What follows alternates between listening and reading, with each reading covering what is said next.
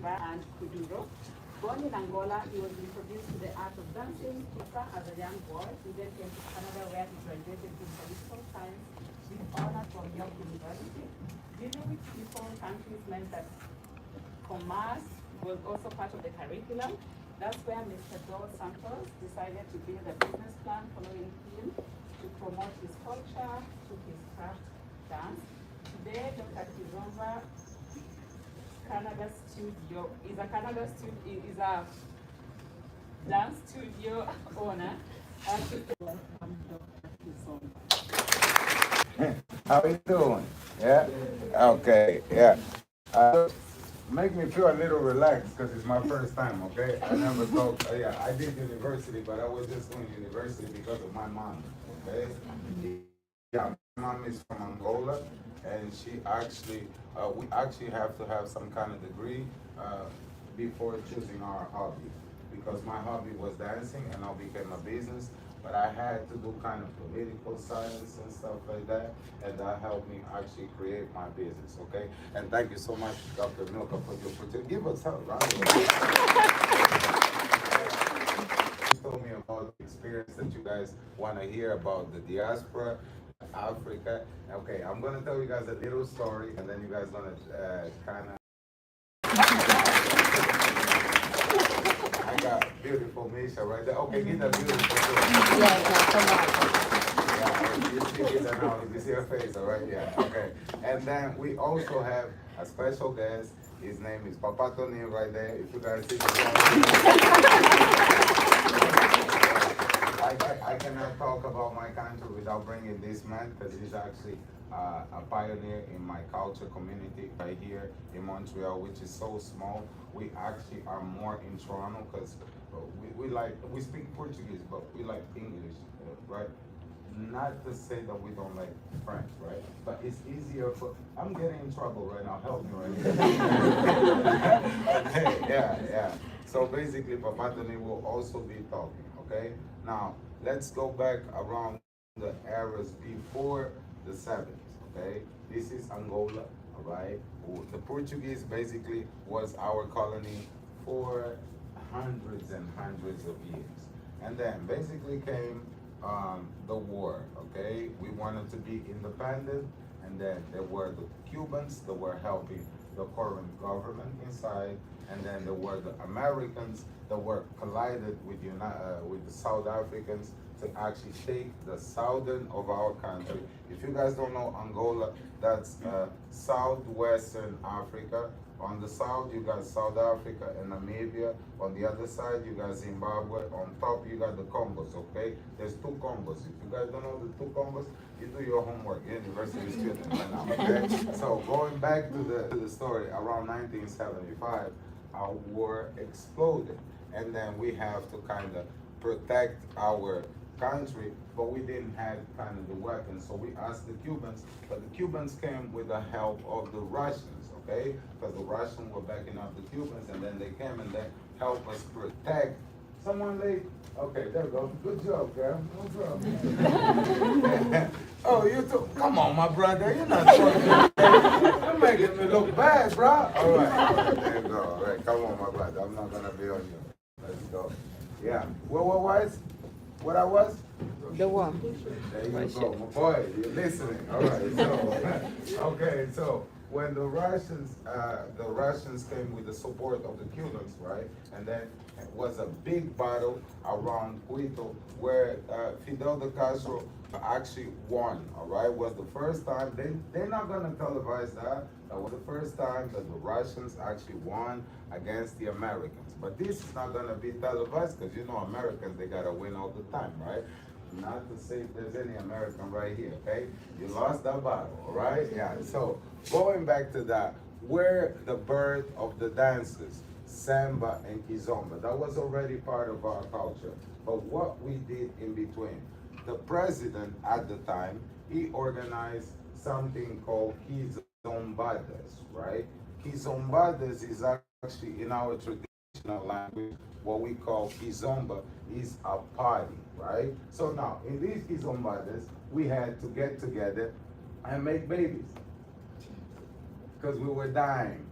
Yeah, we were the. It's sad and funny. Yeah, we were dying. Okay, we had to procreate because actually the population was going down because of the war. So millions of people died on that war, and until today, my country still have mines from that. So that way, some places you cannot walk because you're gonna lose a limb or you're gonna die as well. So you cannot walk around because the territory was around was mining. So we organized the Kizombadas, where basically people will get together, will get to know each other, will have babies, and will maintain the population, okay? And through these dances, that was the birth of Samba, which already was our traditional dances, right? That was the birth of Samba, that was the birth of Kizomba, and at the time, 75 to 80s, Zouk and Compa, a dance from Haiti, right, was very popular in the market. They had like the Kassav that was going all over the world and singing. So we actually brought them to our country to kind of festivals to kind of keep the people alive and stuff like that. And we really right now soon we had a style called Semba that style actually married really well with the Zouks and Compas, and then we started to dance Semba as well on this music. So because of that, that was basically where we started to do our dances, and our dances are created from that point. But before that, I'm gonna tell you guys a history. Hey, who's that? I'm joking, chill. Because of that, before that, I'm gonna tell you guys a history, okay? Pay attention with that. Cabo Verde is an island just next to Africa. It's not totally in Africa. If you guys know another island, where's Sophie from? La Réunion. Yeah, La Réunion is also on the other side, and this is a French island. But Cabo Verde is also an African island but became independent. That's where the Portuguese used to put the slaves and then ship them to Brazil, to America, and also, I don't know, some parts of Europe. But that was the base. And the kids that were born in the island, which were mixed, right? They look like you. Yeah, yeah. Okay, yeah. I know. Chill. Okay, yeah. They are black. If you guys do your research about Cabo Verdean Island, okay, the people is beautiful. They all mix in the island, right? It's basically a mix between Portuguese and Africans. So they would keep the people in the island, all right? But then after the years went down, around the eras also of 1975, they have partially our culture. So they have also Kizomba and Samba mixed with the Funana, and also a lot of what's the style? Coladera also is another dance style from Cabo Verde. So Cape Verdeans, they got the grant to actually travel abroad the country first in Africa, because one of the islands of Cape Verde have an active volcano. Yes, I come out of the floor, okay? So it was an active volcano. So the UNICEF gave them a grant to go to different places. The places that they traveled was around France, all right, and was around basically the Netherlands and Portugal. So they are part of our music because they would actually sing zouk in Portuguese, influence in France, and that way their style was also a little bit different. We're also gonna play their music. It's a little bit more African, more European based, all right, and Caribbean, okay, which also captivated. So if you guys one time hear into a it's also Kizomba, but that Caribbean music already got influence for the dance, okay? That was a little bit of the speech that I had about the dances before I actually dance. So do you guys have any questions? Come on, man. Oh, my boy, go ahead, man. Was Zouk originally Haitian or Angolan? Zouk is originally from Martinique and Guadeloupe, all right? But with the Haitian influence, because the first actually dance and style of music close to Zouk was compa, right? So do the I don't know if French people actually could understand really well the Creole from Haiti, but from Martinique they actually sing with sounding more like French. So basically, when you listen to the same story with Kizomba and Kizomba from Cape Verde, is a little bit of the same as well. The Martinique zouk became very popular, but I believe that its origin came from Compa. Gida is from Haiti. She will correct me, right, Gida? Oh, I will not correct. Oh, God. Yeah, I'm in trouble. Yeah. Go ahead, next question. Come on, feel free. Don't be shy. Go, my girl. Oh, when did I start dancing? I started dancing. Shoot, it's a good one. You know, in Africa, we always dance because, like, in Angola, is like the popular song that is popping, okay? So it comes with a dance, okay? One song comes with a dance.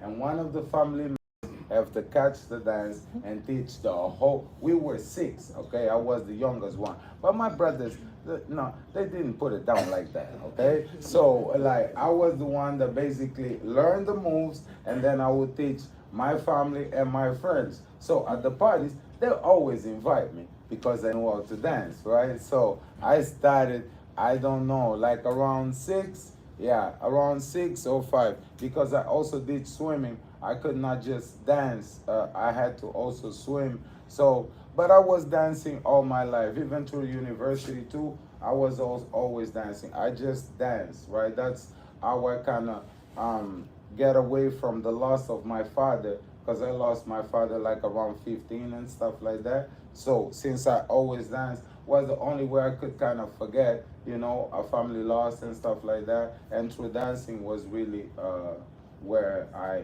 kind of feel more comfortable. Yeah, was tough though. Yeah, was tough because growing up as a dancer, I don't know if you guys, well, you guys are in the new world, right? But back then, I'm talking about early 2000, late 90s and stuff like that. Yeah, it was tough. You have to act tough and then go teach later, you know? Yeah, because the neighborhoods were not so dance friendly, right? So, yeah, if you know what I mean. Next question. Go ahead, my boy. How have the dances like evolved with you peers, like new musical genres? That's a great question because the dances got evolve. For example, if you have a typical song, right, that got remixed, all right, a popular song that got remixed, let's say Michael Jackson, right? In Africa, we're not gonna sing like Michael Jackson the way the Michael Jackson is singing because we speak Portuguese, right? We're gonna sound weird as we're singing. But any other person that is gonna do another musical is gonna do like a remix with Michael Jackson's song, but he's gonna sing a little bit in Portuguese. And then what is he gonna do? He's gonna actually mimic with the moves. And then the next song that is gonna be made, he was gonna try to copy that Michael Jackson song, right? And then he's gonna make another one similar to that one, but not quite that one, right? And then create a style. And then the next Burna Boy come out. Okay, you're gonna get the next song of Burna Boy, make another mix of Burna Boy, and then so that's why people singing like Adele in Africa right now, and it's part of the popularity. Great example with that one, Coca-Cola, right?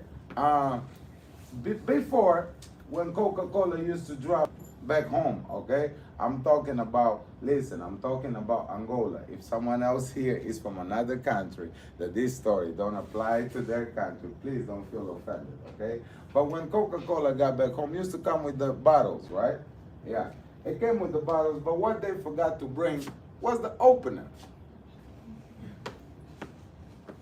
Don't laugh.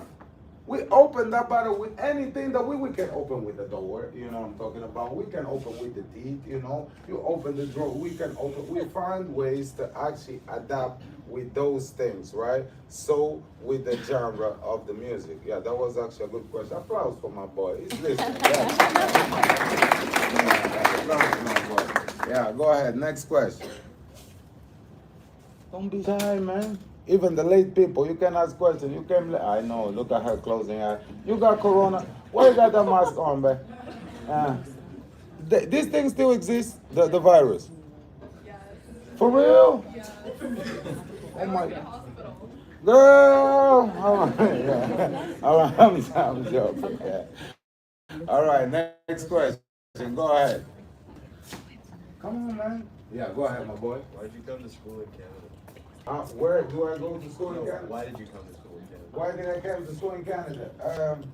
Man, like I used to live in Holland, right? That's in the Netherlands.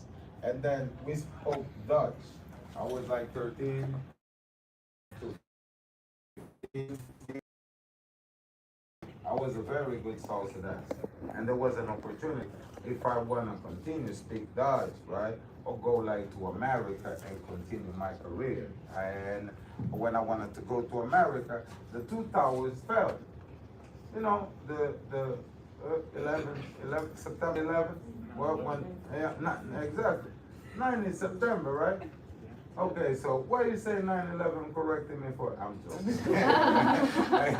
Again, so the towers fell.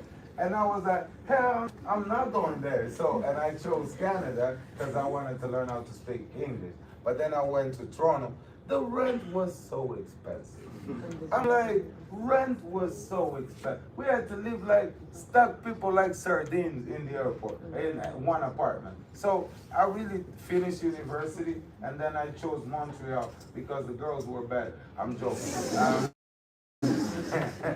Chill out, man. I'm joking. I chose Montreal because the rent was cheaper, okay? And then you can actually pursue it. Look at it, you know. Yeah.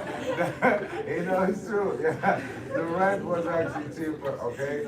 And I chose Montreal to live. And then I started my business right here. Instead of going back, I kind of adapt, learn how to speak French, right? I already spoke Portuguese and stuff like that. I put another language on it and started my business, and so I continue.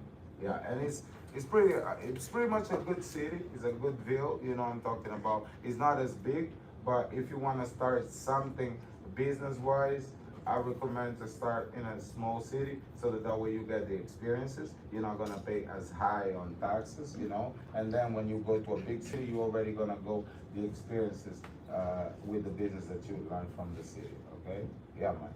That was a good question, my boy. Applause for my boy right here. So we don't take any questions. You're calling me right Yeah, now. so we hold on the questions. Let's go into the performance because we have a very short time. So Okay, yeah. keep your questions for the after performance. Okay, so You want to? yeah, you can film. Yeah. Oh, sorry, doctor. wait, doctor. You can film. What is projecting? Yes. Oh, man, yeah. I'm the guest, like running the show. Like, yeah. Okay.